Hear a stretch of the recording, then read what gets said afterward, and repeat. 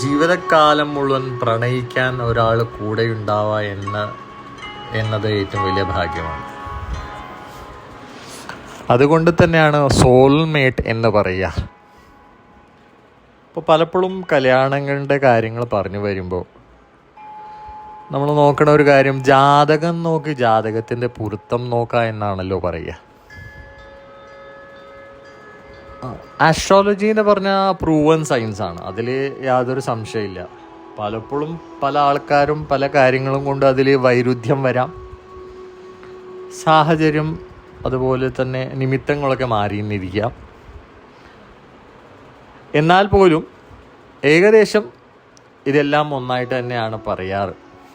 അപ്പോൾ രണ്ട് ജാതകങ്ങൾ തമ്മിൽ ചേർക്കുമ്പോൾ നോക്കണ ഒരു കാര്യം എന്താണെന്ന് പറയാം, ഒരാളുടെ ഇതെല്ലാം ഒരു വേവ് ലെങ്ത് ആയിട്ടുള്ള ബന്ധം തന്നെയാണ്. ഈ ടോട്ടൽ സ്പിരിച്വാലിറ്റി എന്ന് പറയുന്നത് തന്നെ ഒരു വേവായിട്ടാണ് പറയുക, എന്ന് പറഞ്ഞാൽ ശക്തിപ്രവാഹമാണ്. അപ്പോൾ അപ്പ് ആൻഡ് ഡൗൺസ് വരുമ്പോൾ ഒരാളുടെ ജാതകം അല്ലെങ്കിൽ ഒരാളുടെ എനർജി മറ്റൊരാളുടെ എനർജിയെ തടുക്കുമോ എന്നതാണ് നോക്കുക. ജാതാൽകൃതമിതം തം ജാതകം എന്നാണല്ലോ പറയുക. അപ്പോൾ ഒരാളുടെ എനർജി ലെവലിനനുസരിച്ച് ഓരോ ഗ്രഹങ്ങൾ ഓരോ സ്ഥാനത്ത് നിൽക്കുന്നു, അതിനനുസരിച്ച് ഫലങ്ങൾ വരുന്നു. അപ്പോൾ അത് വേറൊരാളായിട്ട് കൂടുമ്പോൾ അല്ലെങ്കിൽ വേറൊരാളുടെ ജാതകമായിട്ട് യോജിപ്പിക്കുമ്പോൾ അതിനുണ്ടാവണ ന്യൂട്രലൈസേഷനെ കുറിച്ചാണ് പറയുന്നത്.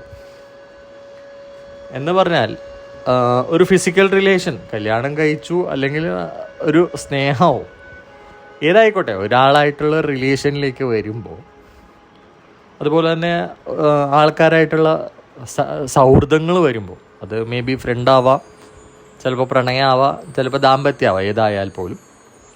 അപ്പോൾ ഒരാളുടെ എനർജി വേറൊരാളുടെ എനർജിനെ സ്വാധീനിക്കും എന്നത് സത്യം തന്നെയാണ്. പോസിറ്റീവായിട്ടിരിക്കുമ്പോൾ പോസിറ്റീവായിട്ടും നെഗറ്റീവായിട്ടിരിക്കുമ്പോൾ നെഗറ്റീവ് പോലെ തന്നെയാണ്. എന്ന് പറഞ്ഞാൽ നമ്മുടെ ഒരു USB കേബിൾ വെച്ചിട്ട് കമ്പ്യൂട്ടറിൽ നിന്ന് എന്തെങ്കിലുമൊക്കെ ഡൗൺലോഡ് ചെയ്യുമ്പോൾ വൈറസ് ഡൗൺലോഡ് ആവും, അതുപോലെ തന്നെ ആൻറ്റിവൈറസ് നമുക്ക് ഡൗൺലോഡ് ചെയ്യാൻ പറ്റും. ഏതാണോ നമ്മൾ ഡൗൺലോഡ് ചെയ്യേണ്ടത് എന്ന് നമ്മൾ തന്നെയാണ് തീരുമാനിക്കേണ്ടത്. ഇപ്പോൾ പൊതുവെ ജാതകം നോക്കുമ്പോൾ പ്രണയം, ഗാന്ധർവ വിവാഹമാണല്ലോ പ്രണയം എന്ന് പറയുന്നത്. അപ്പോൾ ഗാന്ധർവ വിവാഹം നോക്കുമ്പോൾ നമ്മൾ ജാതകം നോക്കേണ്ട ആവശ്യമില്ല എന്ന് പറയാൻ കാരണം അവിടെ ശരീരം മനസ്സും ആത്മാവാണ്. അപ്പോൾ ആത്മാവിന് ഡയറക്റ്റ് കണക്റ്റഡ് ആയിട്ടുള്ള സാധനമാണ് മനസ്സിനെ മനമേക മനുഷ്യാണാം കാരണം ബന്ധമോചനം. അപ്പോൾ മനസ്സിനെ ബന്ധനത്തിന് പുറത്തേക്ക് കൊണ്ടുവരാനുള്ള എനർജി ഉണ്ട്. അപ്പോൾ ആ എനർജിനെ വർക്കൗട്ട് ചെയ്യാൻ സാധിച്ചു കഴിഞ്ഞാൽ എല്ലാം മറികടക്കാൻ പറ്റും എന്നതാണ്. അപ്പോൾ ജാതകം നോക്കണ്ടേ എന്ന് ചോദിച്ചു കഴിഞ്ഞാൽ തീർച്ചയായിട്ടും ജാതകം നോക്കണം. ജാതകം നോക്കി ചെയ്യുമ്പോൾ അതിന് പെർഫെക്ഷൻ ഉണ്ടാവും. അത് ശാസ്ത്രമാണ്. ശാസ്ത്രത്തിൻ്റെ അപ്പുറത്ത് 99% ശാസ്ത്രമാണെങ്കിൽ 1% ദൈവാധീനവും അത് തന്നെ മനസ്സിൻ്റെ കാര്യമുണ്ട്.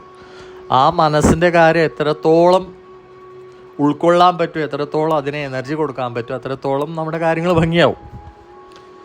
അപ്പോൾ പൊതുവേ കല്യാണത്തിന് പോകണ മുമ്പേ പല കുട്ടികളോടും പറയണ കാര്യമുണ്ട്, ഒന്ന് നോയമ്പ് നോക്കുക.